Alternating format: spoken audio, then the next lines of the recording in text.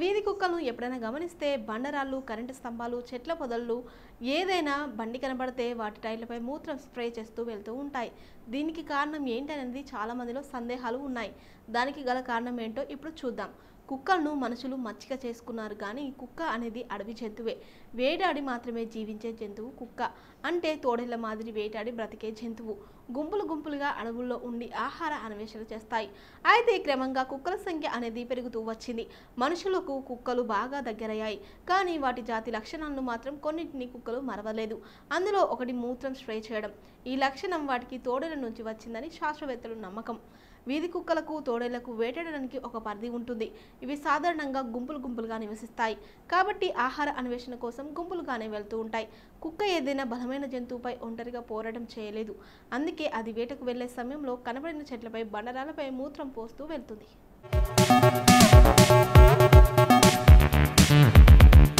ఇతర కుక్కలకు ఆ కుక్క ఎటువైపు వేటకు వెళ్ళింది అనేది ఒక మార్గం చూపడానికి కుక్క అలా చేస్తుంది.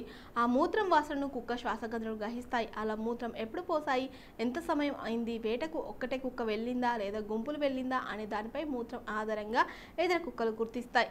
అయితే ఇదే లక్షణం సింహాలు, పులులకు కూడా ఉంది. కానీ అవి మాత్రం తమ కారిడార్ను నిర్దేశించడానికి మూత్రం స్ప్రే చేస్తూ వెళ్తాయి. ఆ కారిడార్లో వాటి ఆధిపత్యం మాత్రమే ఉండేలా జాగ్రత్త పడతాయి. కుక్కలు విశ్వాసానికి మారుపేరు. అందుకే ప్రతి ఒక్కరూ కుక్కలను పెంచుకునేందుకు ఇష్టపడతారు. ప్రస్తుతం పట్టణాలు, నగరాల్లో అయితే కుక్కలు లేని ఇల్లు ఉండదంటే అది శక్తి కాదు. కొందరైతే వివిధ జాతులకు చెందిన కుక్కలను లక్షలు ఖర్చు చేసి మరీ కొంటుంటారు. ఇక వాటి పెంపకం విషయంలో ప్రత్యేక జాగ్రత్తలు తీసుకుంటుంటారు. ఇంట్లో సొంత పిల్లలతో సమానంగా చూసుకుంటారు.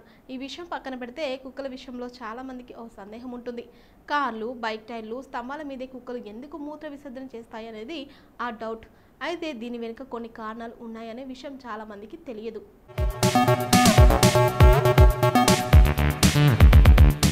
ఇంతకీ ఆ కారణాలు ఏంటంటే, ఒకటి, శునకాలు ఎక్కువగా కరెంటు స్తంభాలు, కారు, బైకు టైర్లు వంటి వాటిపై ఎక్కువగా మూత్ర విసర్జన చేస్తూ ఉంటాయి. ఒక రకంగా ఇది ఇతర శునకాలకు సిగ్నల్ ఇవ్వడం వంటిదే అనుకోవచ్చు. ఏదైనా ఒక శునకం ఓ పని చేస్తే మరో శునకం కూడా అదే పని చేయడం అనేది చూస్తూనే ఉంటాం. అది జంతు లక్షణాల్లో ఒకటి. ఏదైనా ఒక శునకం టైర్లు, స్తంభాలపై మూత్ర విసర్జన చేస్తే వాటికి పట్టి ఉండే వాసన ఆధారంగా ఇతర శునకాలు కూడా అక్కడే మూత్ర విసర్జన చేస్తూ ఉంటాయి. రెండో కారణం, శునకాలు అడ్డంగా ఉండే వస్తువులు, ఆకారాల కంటే నిలువుగా కనిపించే వాటిపైనే మూత్ర విసర్జన చేయడానికి ఇష్టపడతాయి.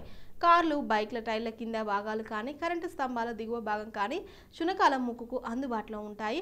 అంతకుముందు శునకాలు వాటిపై మూత్ర విసర్జన చేస్తే వాటి వాసన ఆధారంగా మళ్ళీ కొత్త శునకాలు అక్కడే మూత్ర విసర్జన చేస్తూ ఉంటాయి. అదే నేల మీద కానీ, చెట్ల మీద కానీ శునకాలు మూత్ర విసర్జన చేస్తే ఎక్కువసేపు ఆ వాసన ఉండదు. కాబట్టి ఎక్కువగా టైర్లు, పోల్స్ వంటి వాటి మీదే శునకాలు మూత్ర విసర్జన చేస్తూ ఉంటాయి.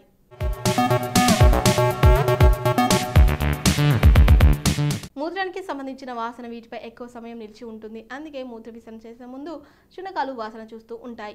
మూడో కారణం, శునకాలు రబ్బర్ టైర్ల వాసనను ఎక్కువగా ఇష్టపడడం. అవును, శునకాలకు రబ్బర్ టైర్ల వాసన నచ్చడం వల్లే అక్కడక్కడ తిరుగుతూ వాటి మీదే మూత్రాన్ని విసర్జిస్తాయి. కుక్కలు మూత్ర విసర్జన చేయడానికి స్తంభాలు లేదా టైర్లను ఎందుకు ఉపయోగిస్తాయి? ఉదయం, సాయంత్రం నడక కోసం ప్రజలు తమ కుక్కలను బయటకు తీసుకెళ్లడం వీరు తరచుగా చూసి ఉంటారు. అయితే కుక్కల స్తంభాలు మరియు కార్ల టైర్లపై ఎందుకు మూత్ర విసర్జన చేస్తాయి? పెంపుడు జంతువుల్లో కుక్క అత్యంత ప్రజాదరణ పొందిన జంతువు. ప్రపంచవ్యాప్తంగా కుక్క ప్రేమికులు గణనీయమైన సంఖ్యలో ఉన్నారు. కొంతమంది తమ కుక్కను పసిపాపలా చూసుకుంటారు.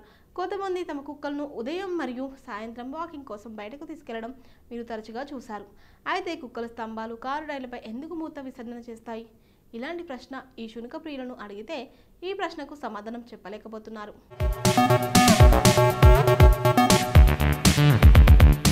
మీరు ఎప్పుడైనా ఈ ప్రశ్న గురించి ఆలోచించారా? ఈ ప్రశ్నకు ఇక్కడ సమాధానం ఇవ్వబడింది. కుక్క ప్రవర్తన గురించి చాలా అధ్యయనం చేసిన ప్రపంచవ్యాప్తంగా చాలా మంది కుక్క నిపుణులు ఉన్నారు. కుక్కల మూత్ర విసర్జన అలవాట్లకు కుక్క నిపుణులు 3 కారణాలను చెప్పారు. ఈ మేరకు సిటీ విజన్ ఓ వార్తను ప్రచురించింది.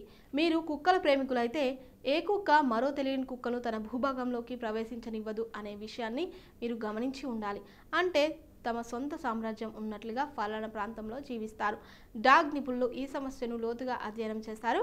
కుక్కలు తమ భూభాగాన్ని గుర్తించడానికి స్తంభాలు లేదా కారు టైర్లపై మూత్ర విసర్జన చేస్తాయని వారి అధ్యయనం చూపించింది. తద్వారా ఈ ప్రాంతం వేరొకరికి చెందినదని ఇతర కుక్కలకు ఆలోచన వస్తుంది. అంతేకాకుండా కుక్కలు మూత్రం ద్వారా తమ ఇతర సహచరులతో కూడా కమ్యూనికేట్ చేస్తాయి. ఈ కారణాల వల్ల కుక్కలు ప్రయాణిస్తున్నప్పుడు స్తంభాలు లేదా కార్ల టైర్లపై మూత్ర విసర్జన చేయడం ద్వారా వెళతాయి. సరళంగా చెప్పాలంటే కుక్కలు మూత్ర విసర్జన చేయడం ద్వారా తమ గుర్తును వదిలేస్తాయి.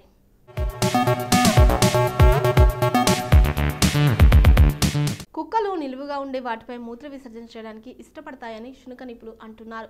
వారు ఎల్లప్పుడూ వారి ముక్కు ఎత్తులో తమ గుర్తును వదిలివేస్తాయి కాబట్టి సువాసనను సులభంగా చూసుకోవడానికి అక్కడికి చేరుకోవడం వారికి సులభం.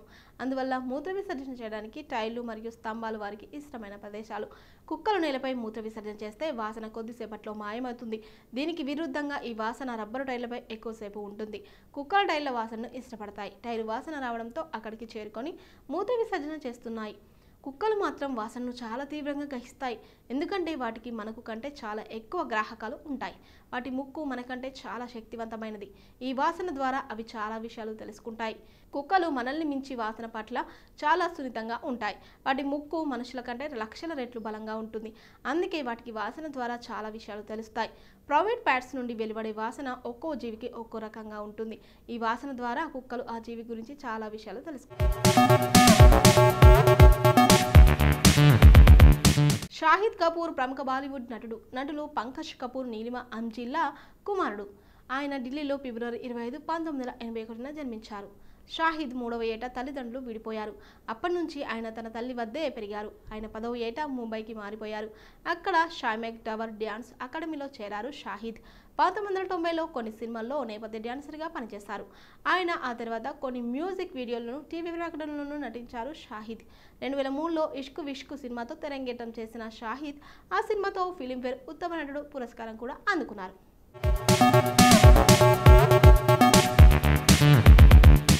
దివ్యభారతి ఉత్తరాది నుండి తెలుగు సినీ పరిశ్రమకు వచ్చి మంచి నటిగా పేరు తెచ్చుకున్న నటి. ఈమెను నిర్మాత రామానాయుడు తన సంస్థ సురేష్ ప్రొడక్షన్ చిత్రం బొబ్బిల్ రాజాతో పరిచయం చేశారు. ఈ సినిమా తర్వాత దక్షిణాదిలో ఇంకా కొన్ని హిట్ సినిమాల్లో నటించిన తర్వాత 1992లో విశ్వాత్మ అనే సినిమాతో బాలీవుడ్లో రంగప్రవేశం చేసింది. 1992-93 మధ్యలో సుమారు 14 సినిమాల్లో నటించింది. మే 1992లో సాజిద్ నదియావాలాను వివాహమాడింది. 1993 ఏప్రిల్లో 19 ఏళ్ల వయసులో అనుమానాస్పద మరణం పాలైంది. ఇప్పటికీ ఆమె మృతికి కారణాలు అంతపట్టకనే ఉన్నాయి. దివ్యభారతి ముంబైలో ఓం ప్రకాష్ భారతి మిగతా భారతీయులకు 1974 ఫిబ్రవరి 25న పుట్టింది. షోలా ఔర్ షబ్నం సినిమా షూటింగ్ సమయంలో గోవింద ద్వారా దివ్యభారతికి దర్శక నిర్మాత సజిద్ నదియావాలా పరిచయమయ్యాడు. వీరి పెళ్లి 10 మే 1992న జరిగింది.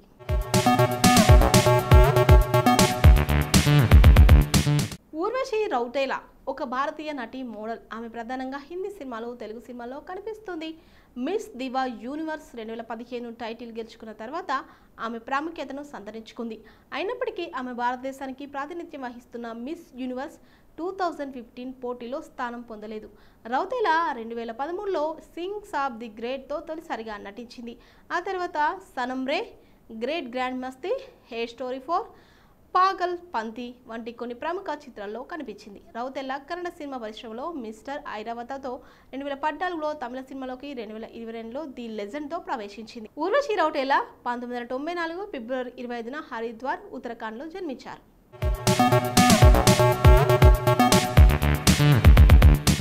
గౌతమ్ వాసుదేవ్ మీనన్ ప్రముఖ తమిళ ఇండస్ట్రీ దర్శకుడు. ఇతను తెలుగులో వెంకటేష్తో ఒక పోలీస్ బ్యాక్ డ్రాప్ చిత్రం ఘర్షణ, నాగ చిత్రంతో ఒక ప్రేమ కథ చిత్రం ఏం మాయ చేసావే చిత్రాలకు దర్శకత్వం వహించారు.